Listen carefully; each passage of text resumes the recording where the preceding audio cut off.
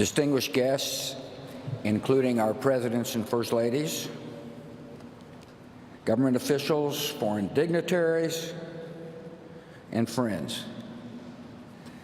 Jeb, Neil, Marvin, Daro, and I, and our families, thank you all for being here.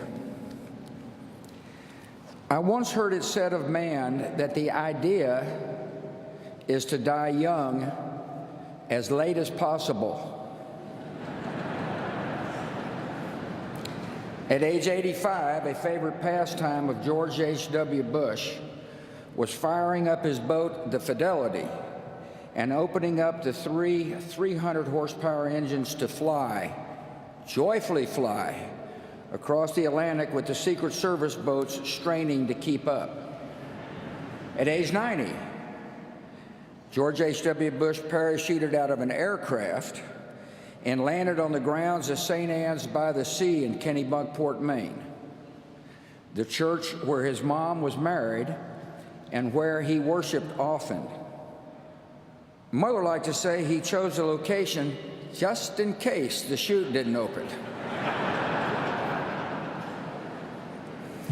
In his 90s, he took great delight when his closest pal, James A. Baker, smuggled a bottle of Grey Goose vodka into his hospital room.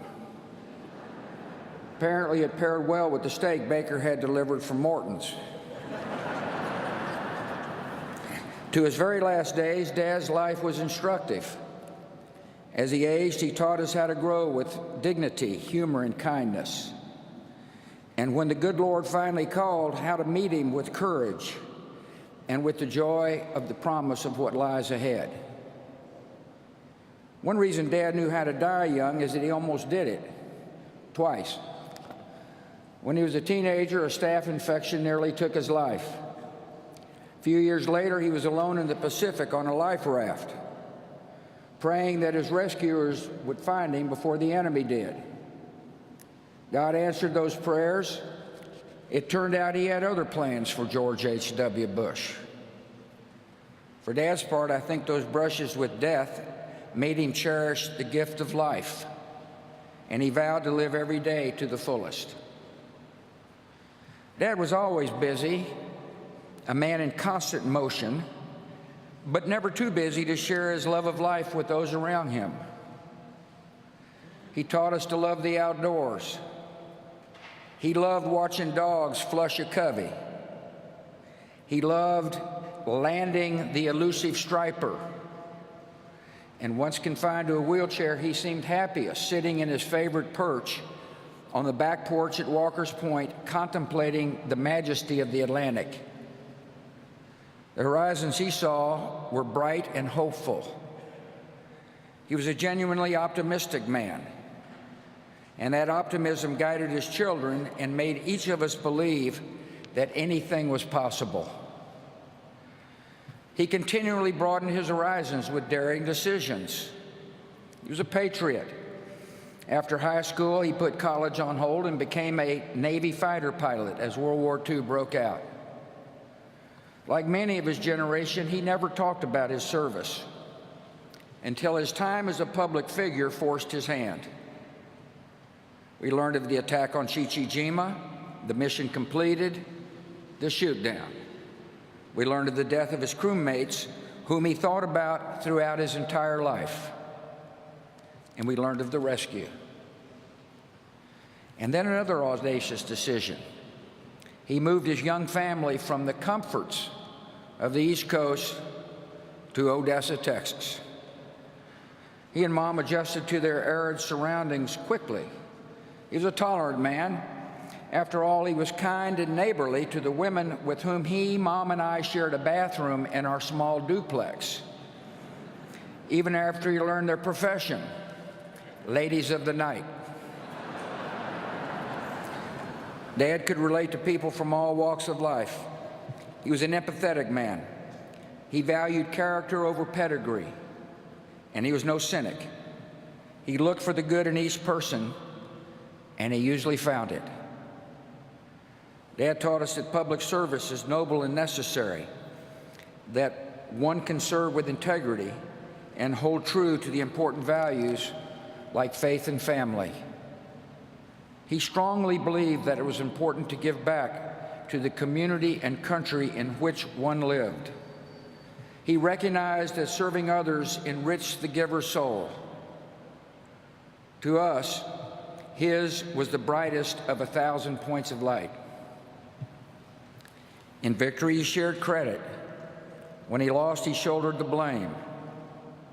He accepted that failure is a part of living a full life, but taught us never to be defined by failure. He showed us how setbacks can strengthen. None of his disappointments could compare with one of life's greatest tragedies, the loss of a young child. Jeb and I were too young to remember the pain and agony he and Mom felt when our 3-year-old sister died. We only learned later that Dad, a man of quiet faith, prayed for her daily. He was sustained by the love of the Almighty and the real and enduring love of her mom. Dad always believed that one day he would hug his precious Robin again. He loved to laugh, especially at himself. He could tease and needle, but never out of malice. He placed great value on a good joke. That's why he chose Simpson to speak.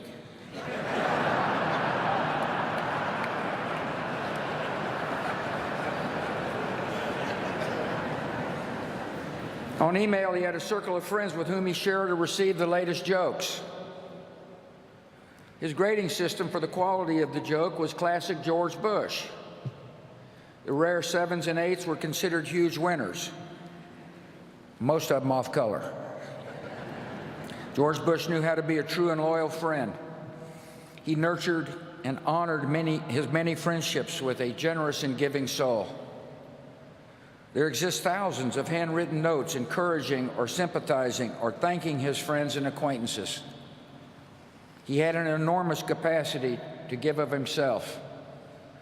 Many a person would tell you that Dad became a mentor and a father figure in their life. He listened and he consoled. He was their friend. I think of Don Rhodes, Taylor Blanton, Jim Nance, Arnold Schwarzenegger, and perhaps the unlikeliest of all, the man who defeated him, Bill Clinton. My siblings and I refer to the guys in this group as brothers from other mothers. He taught us that a day was not meant to be wasted. He played golf at a legendary pace. I always wondered why he insisted on speed golf. He was a good golfer. Well, here's my conclusion. He played fast so that he could move on to the next event, to enjoy the rest of the day, to expend his enormous energy, to live it all. He was born with just 2 settings: full throttle, then sleep. He taught us what it means to be a wonderful father, grandfather, and great-grandfather. He was firm in his principles and supportive as we began to seek our own ways. He encouraged and comforted, but never steered. We tested his patience. I know I did. But he always responded with the great gift of unconditional love. Last Friday, when I was told he had minutes to live, I called him. The guy answered the phone, said I think he can hear you, but he hadn't said anything for most of the day. I said, Dad, I love you and you've been a wonderful father. And the last words he would ever say on earth were, I love you too. To us, he was close to perfect, but not totally perfect. His short game was lousy. He wasn't exactly Fred Astaire on the dance floor. The man couldn't stomach vegetables, especially broccoli. And by the way, he passed these genetic defects along to us. Finally, every day of his 73 years of marriage, Dad taught us all what it means to be a great husband. He married his sweetheart. He adored her. He laughed and cried with her. He was dedicated to her totally. In his old age, Dad enjoyed watching police show reruns, the volume on high, all the while holding Mom's hand. After Mom died, Dad was strong, but all he really wanted to do was hold Mom's hand again. Of course, Dad taught me another special lesson. He showed me what it means to be a president who serves with integrity, leads with courage, and acts with love in his heart for the citizens of our country. When the history books are written, they will say that George H.W. Bush was a great president of the United States, a diplomat of unmatched skill, a commander-in-chief of formidable accomplishment, and a gentleman who executed the duties of his office with dignity and honor. In his inaugural address, the 41st President of the United States said this: "We cannot hope only to leave our children a bigger car, a bigger bank account. We must hope to give them a sense of what it means to be a loyal friend, a loving parent, a citizen who leaves his home, his neighborhood, and town better than he found it. What do we want the men and women who work with us to say when we are no longer there?